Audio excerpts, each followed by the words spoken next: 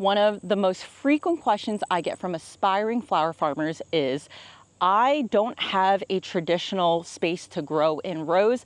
I have a backyard with things like planters.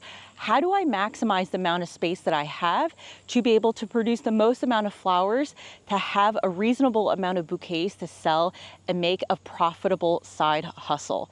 So this is the topic that I want to talk about in today's video, because even though you see around me, I have quite a bit of land in this backyard that is dedicated to growing, I don't always use every single part of this land throughout the entire season. In fact, I would argue that the majority of space is only being used for a certain part of the season. Now, having this amount of land gives me the flexibility to put in things like perennials to allow things to self-seed so that it's a little bit less effort. If you don't have this space, that means that you're probably gonna have to be turning over beds or planter boxes a little bit more frequently, but it still doesn't mean that you can't generate a decent amount of bouquets. And that's what this video is all about. I'm gonna talk about how much you could potentially accomplish in one very small area. So my rows are typically, they span about 40 feet long and 3 feet wide. So if you just took 3 of these rows and cut it in half, so it's basically 3 by 10, how much could you potentially grow in that area? That's where we're gonna focus on today. Future Jessie, who just finished editing the video here, and I want to make sure that I point out up front that this video really tackles how many bouquets we can make in a small space of what's going to end up to be 144 square feet. And I think one of the things that we struggle a lot with is having successions, especially as we get into the height of the summer. We're going to talk about 4 flowers that you can focus on here, where you're going to be able to get close to a 2-hour bloom time window. And some of these are going to be one and done. Some of them are going to be cut and come again. And you're going to see basically an evolution throughout these months where you're going to be able to use a certain type of flower as a focal and certain other types as the ancillary or focal flower when the first focal is done. This is going to be helpful not only for beginners, but also for those who might have been growing and are seeing that they're having gaps in their season because they don't have enough flowers. So hopefully this gets you thinking about how you could better plan for next year. We're back inside because it's still really hot outside and I have all of my notes on this computer. What I want to talk about is first general principles around how you plan in a small space. I'm not going to go into detail because I have other videos that I'll reference, but then I want to take you through a tangible example of what I did this year in the summer that I think will be pretty applicable for many of you in this type of situation. Now, first, high level, there are a few things that one needs to think about when they are planning in a small space. One is not all flowers spend the same amount of time in the ground, and therefore the amount of times you can turn that bed is going to vary depending on that flower. Good example is a Lisianthus and a dahlia sits in the ground for a much longer period of time than something like sunflower, which have a relatively low days to maturity. I look at shorter days to maturity as things like sunflowers, which are anywhere from 55 to 60 days. Zinnias also fall into that cosmos, celosia, and things that take a little bit longer are those that need to be in the ground typically by like mid to late spring and may not flower until the end of summer or early fall. So Lisianthus, dahlias, mums, those are all really good examples. So if you are in a tight space, growing mums, dahlias may not be the right call for you because you're using up valuable real estate. Now, I have a video up here that goes a little bit more into detail around turnover and how you can think about space if that's something you want to dive a little bit more into. The second thing we should also be thinking about is if you're in a really constrained space, how do you do something like relay cropping where you can turn over a bed really quickly? And that goes beyond just planting one crop. When it's done, you take it out and you plant seedlings of another one. What I'm talking about is potentially taking seedlings and putting them into the ground before a crop is actually done and doing it at a stage where both crops are still able to thrive. That is easier said than done. I have another video up here that talks about how I've taken advantage of basically growing more in small spaces, things like layer planting in the spring and so forth. So those are high level fundamentals that one really needs to understand and have a little bit of experience through growing flowers before you can really strategically think about how to maximize space. But the example I want to take you through today involves primarily annuals, especially this time of year in the summer. So we are on the tail end of summer, and this is a bit of a reflection on what I did over the past couple of months, what worked really well for me, and what I think is transferable for you guys. So if you're new to my channel, you'll know that this is my 4th year of flower farming. I've relied a lot on perennials in the spring and a little bit more so on those annuals, especially as we get into the summer and the fall. So I want to talk about this model that I've been playing around in my head, which is like the $2,000 a month model, but we're going to scale it back a bit. And what that involves is something like a subscription. I really like subscriptions because they make a lot of business sense. One of the questions I got in my Patreon was, how are you thinking about preparing for next year when we are potentially in an economic decline? And I pulled the data. There is something called the lipstick effect, which is that in times of economic uncertainty, when purse strings are tight, believe it or not, things that are in this like $10 to $50 price point tend to do pretty well. So our bouquets, which are typically priced anywhere from like $20 to $30, fit in that sweet spot. Back in 2008, during that Great Recession, lipstick sales actually went up. So lipsticks are a relatively cheaper form of makeup. While the general cosmetic category did decline, you saw lipstick sales tick up. And I think it really goes to show that there are still desires, obviously, in times of economic uncertainty where people want that pop of joy and they want to be able to enjoy themselves without breaking the bank. And so if we could position our flowers in such a way that brings joy and feels like you're not spending a ton of money for that, then it doesn't matter what type of economy it is, you can still do that. And the reason why I bring up subscriptions is because subscriptions tend to fare better in times of economic uncertainty. So for those reasons, as well as some of the other reasons where I feel like I've gotten to hang and optimize subscriptions, I have stuck on that subscription train. Now, even though I'm talking about this in the context of subscriptions, you don't necessarily need a subscription in order to follow what I'm talking about. But I'm assuming that you've a small 10-person type of subscription and they're coming twice in a single month. So 10 bouquets times 2, which is 20 total bouquets. And then the amount that we're going to talk about growing is going to give you some extra bouquets left over for you to sell either a la carte or through another different retail channel. This past season for me in the summer for my flower subscription bouquets, I did 3 types. And one was a straight bunch of Lisianthus, and the other 2 are mixed bouquets with primarily summer annuals dominating that bouquet.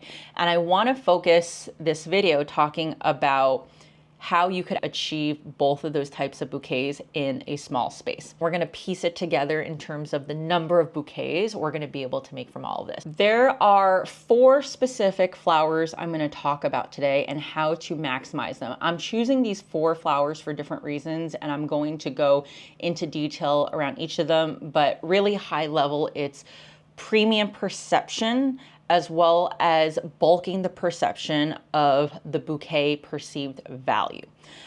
Let's start first with Lisianthus, and I've definitely done a bit of a 180 on Lisianthus because I used to say that if you're in your beginner years, you don't really have an established base of customers who appreciate specialty flowers, you shouldn't be growing Lisianthus. And I am walking a bit back on that. I think that if you are doing your homework of marketing, Lisianthus should definitely be in your crop plan, assuming it is reasonable for you to grow. Lisianthus does not necessarily always work in all climates.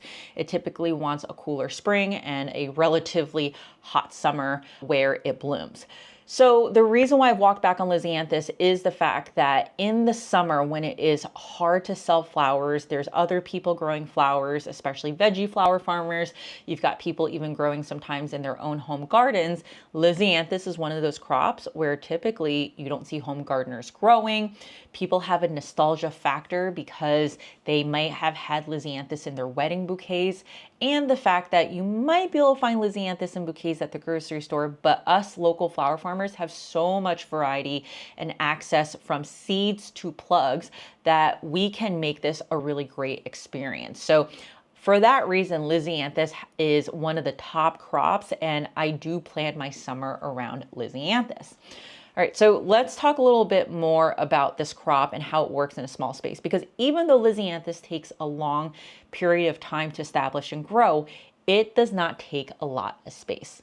So assuming you are someone who is a smaller grower and trying to grow at wholesale prices, meaning buying in wholesale plugs, you're probably looking at buying 3 trays of Lisianthus, which fits in a box, and each tray is probably going to have about 125 plugs. So that gets you to a total of 375 plugs. What I like about Lisianthus is that the math is easy. It's basically 1 per stem in terms of harvestable stems. You might be able to get a second flush, but let's just assume that you're only going to get 1 stem. And the fact that because we typically use netting to keep it upright, each square is 6 by 6 inches. I could fit 3 in there. And that makes the math a lot easier, because if you were to calculate how many squares of Horta Nova you would need in order to fit 375 plants, we're looking at about 125 squares, or 31 square feet. So everyone's situation is very different in terms of how they set up their rows or their planters.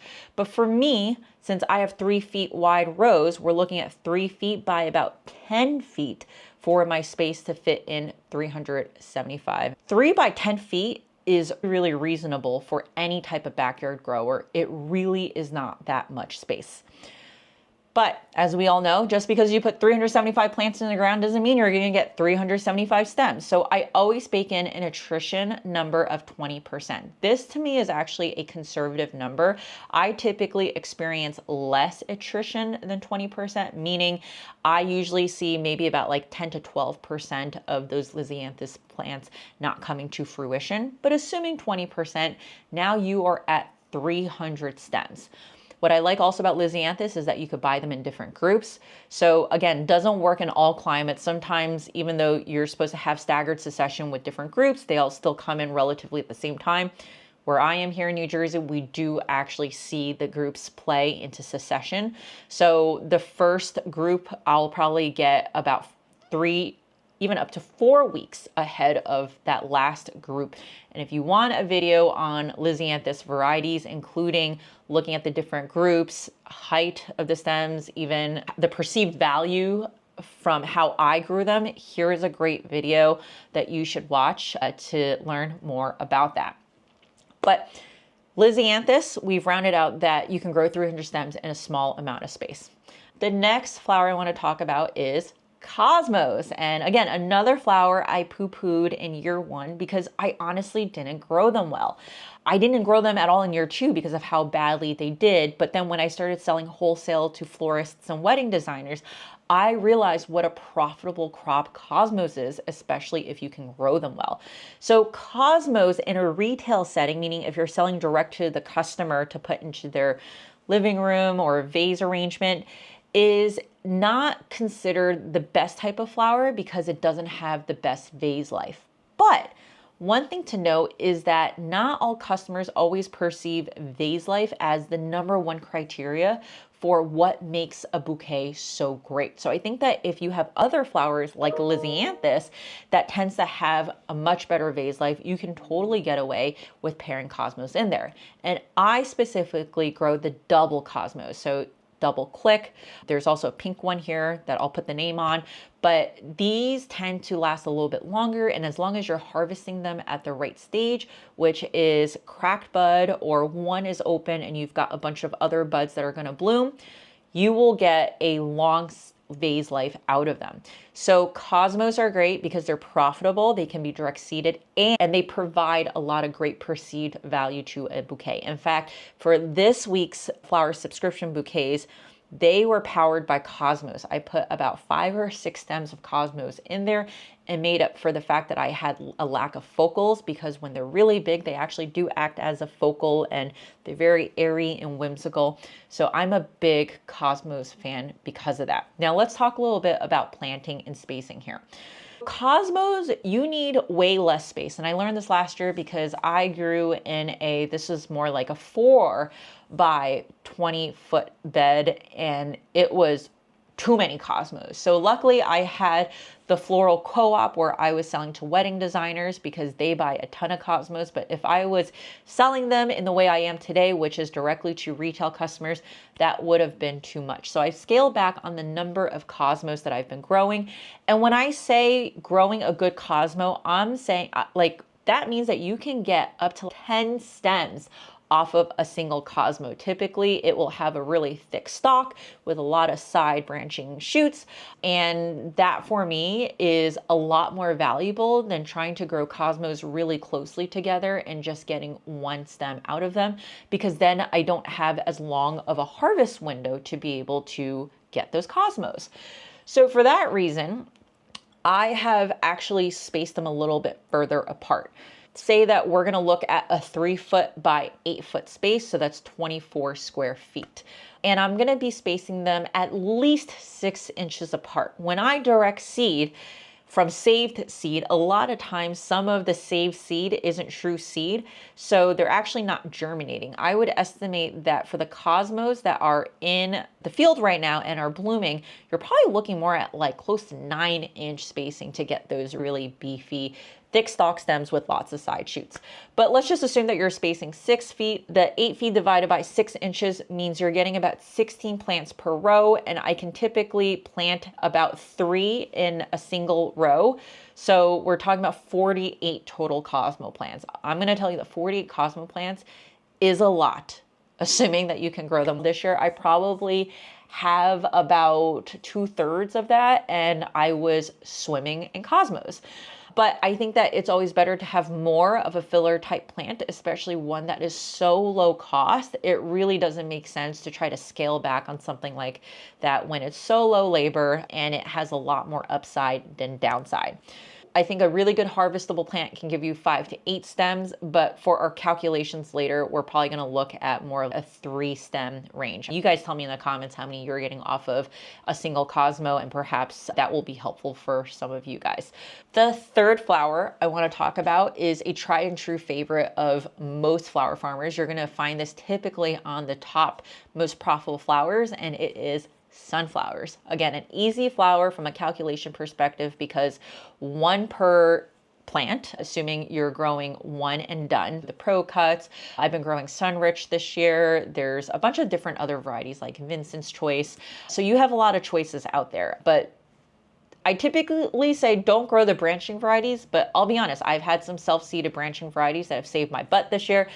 They tend to be inconsistent in terms of how they lean, but still usable, depending on your luck. So anyway, sunflowers, you also don't need a ton of space because we're typically spacing them a little bit closer together to have the head small enough to be able to use in bouquets. So I would say you probably are looking at about 3 by 20 feet here, so 60 square feet total. I spaced them 3 inches apart in rows. So for 20 feet divided by 3 inches, you're looking at 80 plants total. Now I can probably fit about 3 within a single row. So 3 rows of sunflowers. So now you're looking at 80 times 3, which is 240 plants. And with 20% attrition, you're looking at about 48 plants lost, which brings us to a total of 192 surviving stems. And 192 surviving stems is quite a bit to work with.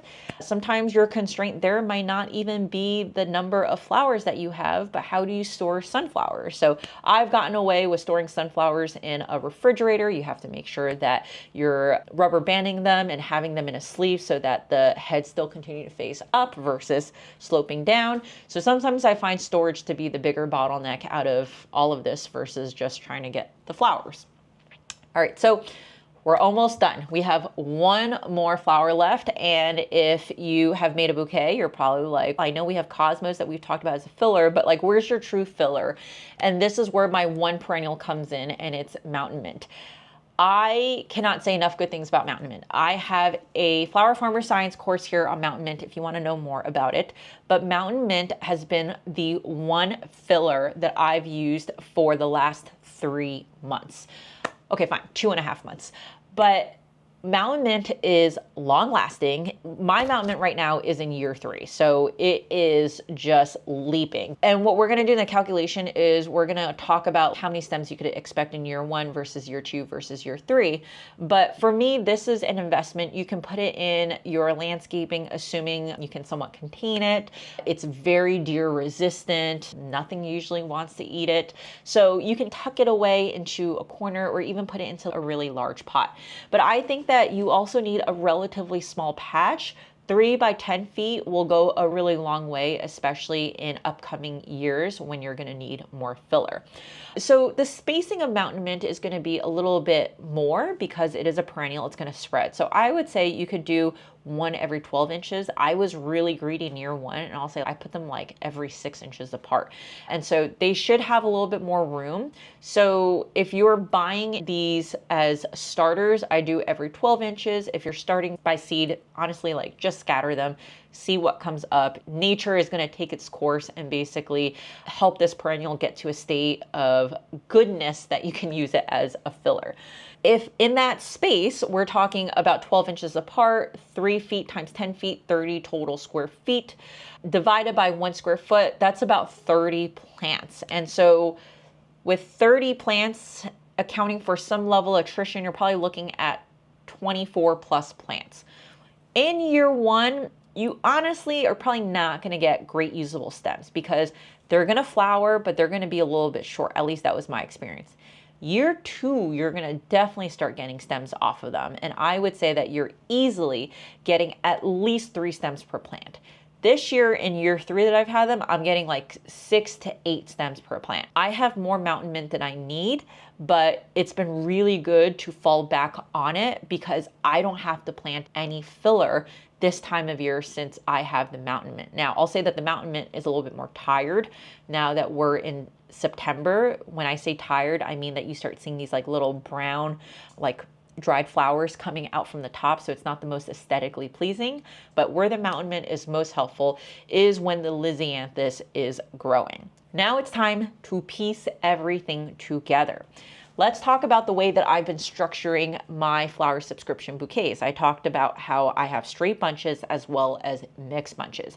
In my straight bunches of Lisianthus, I'm able to put 8 stems into a bouquet. Now that's because these stems have high perceived value. Each stem has like at least 3 bloom heads with another couple along the way. So we're talking about anywhere from 8 to 10 stems.